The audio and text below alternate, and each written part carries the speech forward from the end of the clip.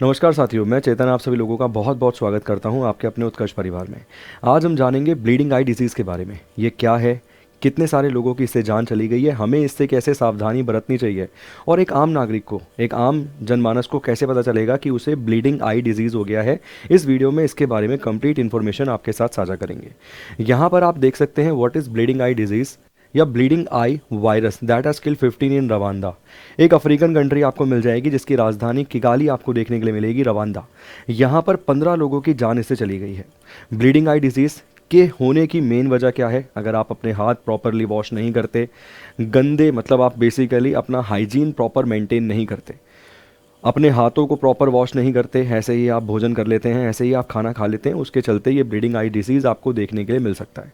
अगर आप African countries की बात करेंगे तो वहाँ पर आप जानते हैं कि गरीबी बहुत ज़्यादा है, बहुत ही कम संसाधन वहाँ पर देखने के लिए मिलते हैं। इसीलिए यही वजह है कि बहुत सारे वायरसेस आप देखते हैं कि इन देशों से निकलते हैं। ऐसा ही एक वायरस है ब्लीडिंग आई वायरस। इसके सिम्टम्स की अगर हम बात करें तो 2 से लेकर 21 दिन का समय इसके सिम्टम्स का पता लगने में आपको लग सकता है। मतलब इतना टाइम आपको लग सकता है जब आपको अंदाज़ा हो कि आपको ब्लीडिंग आई डिजीज़ हो गया है।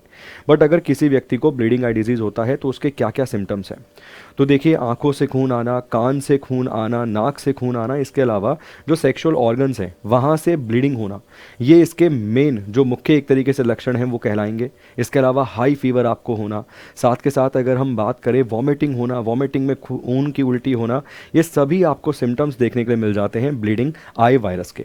इसको मार्बर्ग मतलब WHO की अगर हम बात करें, वर्ल्ड हेल्थ ऑर्गेनाइजेशन के द्वारा इसे जो नाम दिया गया है वो मार्बर्ग हीमोरेजिक फीवर का नाम इसे दिया गया है। इसमें और भी बहुत सारी फैटल कंडीशन है जिससे जो मानव है बहुत ही ज़्यादा मतलब एक ह्यूमन बीइंग जो है वो बहुत ज़्यादा परेशान हो सकता है। ठीक है, 17 कंट्रीज़ में इसका स्प्रेड देखने के लिए मिल रहा है। बहुत सारी एडवाइजरीज जारी कर दी गई हैं कि अगर इस कंट्री से कोई आता है तो भैया कैसे उसकी स्कैनिंग करनी है, ये सब एडवाइजरीज यहाँ पे जारी कर दी गई हैं।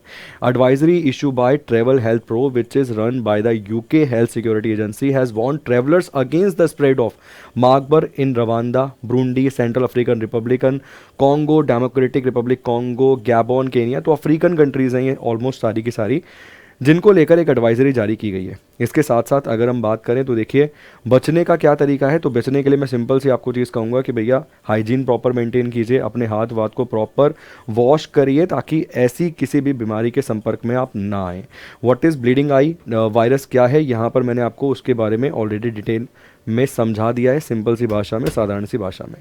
इसके अलावा ये बताता है कि सिम्टम्स का आपको कब पता चलेगा, तो यहाँ पर अगर आप देखेंगे तो यहाँ लिखा हुआ है 2 से लेकर 21 दिन का समय यहाँ पर आपको लग सकता है, 2 to 21 डेज़ का समय आपको लग सकता है इसके सिम्टम्स का पता चलने में, जिसमें एब्डोमेन पेन आपको हो सकता है, इसके अलावा वॉमिटिंग आपको हो सकती है, डायरिया आपको हो सकता है, साथ के साथ ब्लड आ सकता है सर वॉमिटिंग में, फेस से आपको ब्लड आते हुए नज़र आ सकता है, आपकी eyes, nose, ear, mouth, gums, इसके अलावा वेजाइना, इन सभी चीज़ों से ब्लड आपको आते हुए नज़र आ सकता है और यही इसके प्रॉपर सिम्टम्स हैं। ठीक है, बचने के लिए क्या करना है, तो बहुत सिंपल साधारण सा काम आपको करना है। इससे बचने के लिए साफ रहना है, हाइजीन को मेंटेन करना है, जिससे आपको इसमें से किसी भी प्रकार की समस्या जो है उसका सामना ना करना पड़े। ठीक है, इसके साथ साथ इसमें यह भी देखने के लिए मिल रहा है कि इंसान की जो मतलब ये जो वाइट पार्ट होता है ना आई का, उसमें भी जो ब्लड का मतलब डॉट है वो जम रहा है, तो इंसान को देखने में प्रॉब्लम हो रही है, एक आम इंसान को देखने में प्रॉब्लम हो रही है और इसमें फीवर बहुत ज़्यादा तेज़ हो रहा है,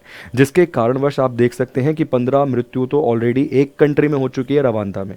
तो यहाँ पर केवल और केवल आपको अपनी सेफ्टी सिक्योरिटी का ध्यान किस तरीके से रखना है, कोई आपको मेडिसिन नहीं खरीदनी, किसी प्रकार की आपको कोई चीज़ नहीं खरीदनी, बस आपको अपनी हाइजीन, पर्सनल हाइजीन वो भी मेंटेन करनी है और इस ही आधार पे आप इन सब चीज़ों से बच सकते हैं।